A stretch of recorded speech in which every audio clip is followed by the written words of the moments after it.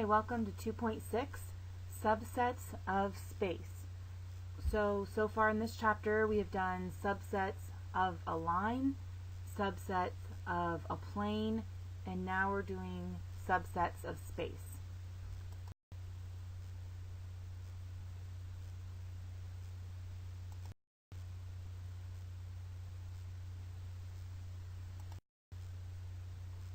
First, we need to talk about what a surface is. It is a connected set of points in space having only the thickness of a point. A surface is different than a plane. Okay, a plane is flat, like a piece of paper. Okay, but a surface is if you were to bend that piece of paper and it would no longer be flat. It would have some dimension to it. So here's my best drawing of a surface that is not a plane. Here's another surface. This is a half a sphere, or we would maybe want to call it a bowl, but a half a sphere is really called a hemisphere. And then we have a sphere. This is just a surface, remember, but it's closed.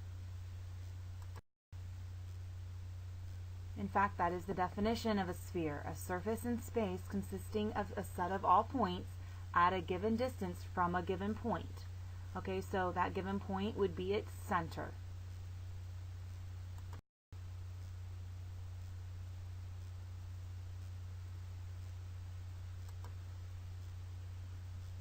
And then the radius of a sphere is the segment that connects a point of the sphere with the center. So just as in a circle is a fixed point from a center, a sphere is also a fixed point, has a fixed point at its center with a radius in every direction, not just two directions.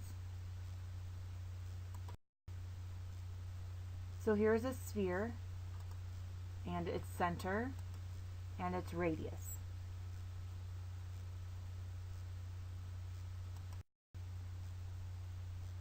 A sphere is also a closed surface. It has a finite size that divides other points in space into an interior and an exterior.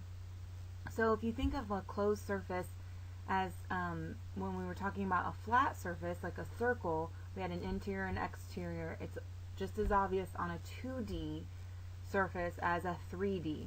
Okay, so now we're talking about in space, like a ball or an egg. Okay, an egg shell would be the surface, okay, and its interior would be what was inside.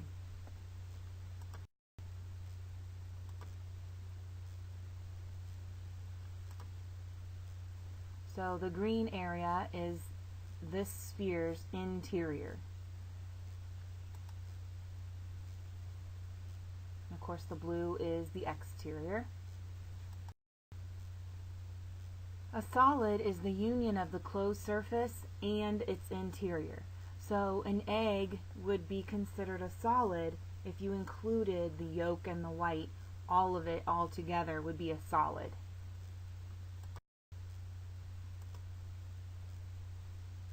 So again, the green, if it was filled, would be a solid.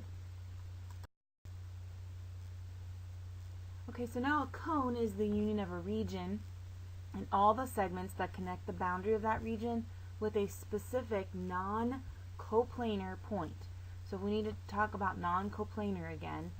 The region is one plane, and then the specific non-coplanar point would be like the tip. Okay, in your mind, when you think of a cone, I'm guessing you're thinking of a circular cone, but I want to show you a region that is not circular first.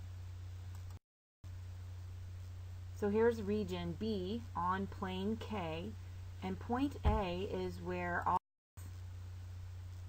are gathering. So this is officially a cone.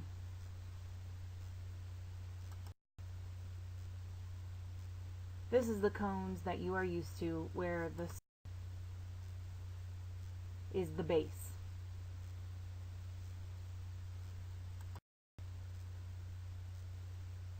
A cylinder is a union of two regions of the same size and shape in different parallel planes. and the set of all the segments that join corresponding points on the boundaries of the regions. So let's just think of two regions that we are familiar with a cylinder. We're going to start with circles. So if I have two circles and they're parallel planes to one another, and everything in between is connected. Here is a cylinder that does not have a circular base. They're almost circular, it's more like a figure 8, but they're in parallel planes. That's the most important thing to remember. It's not a cylinder if the planes are not parallel.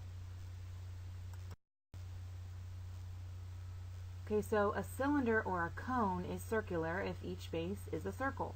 So we're going to distinguish between a cylinder and a circular cylinder, or a cone and a circular cone, because they are different. There are two or more different kinds. A prism is a cylinder that has a polygonal region as a base. So we'll look at a picture here in just a second. So this looks like a cylinder, except that the bases are not circles, okay, and they aren't curved. They are actually polygons. So this would be a pentagonal prism. A pyramid is like a cone, but it also has a polygonal region as its base. So here is a pyramid with a rectangular base. We could also, in case we don't know for sure if those are right angles, we could also say that it was a quadrilateral, which was LMNO. Okay, it is a right pyramid because the angle that is coming from the fixed point D down to the quadrilateral is a perpendicular. Okay, it's a right angle.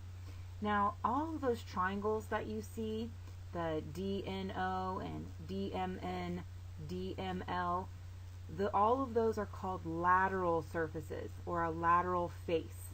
Okay, it's really important that we remember what lateral means. Okay, same here. We have lateral surfaces.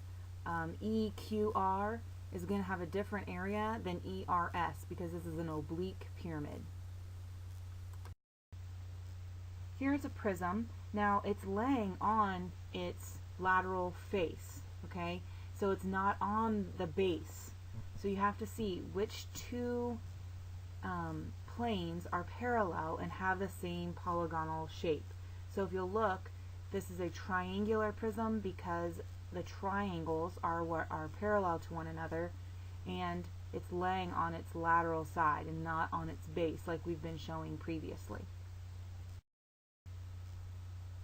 Okay, and they're calling this a regular hexagonal pyramid. Regular meaning equal angular and equilateral. So that means the base is a regular hexagon, and then the point to which everything goes is going to be also a right pyramid. Okay, so for your whisk summary, I want you to make two lists for me. One is going to be of just spheres that you can think of in your daily life. Okay, anything that you can think of that is familiar to you, and you know, do a little Googling. It'll help out. Your list should be at least 10 items, okay, in each. So I want 20 items, 10 spheres or surfaces, and then 10 spherical solids. So let me give you an example of each, and you can't use these in your list. So for a sphere or a surface would be like a basketball. Okay, yeah, I know there's some grooves in a basketball and it has a little texture, but inside is air. So I want to think of that as a surface or just a sphere alone. Where a baseball is solid. I don't know if you all know that, but there's stuff in there. If you cut it open, it's hard as a rock. There's, you know, material inside. So those are the kind of things I'm looking for. So I want 10 of each. If you can think of more, awesome. I'll have stickers for you. See you in class.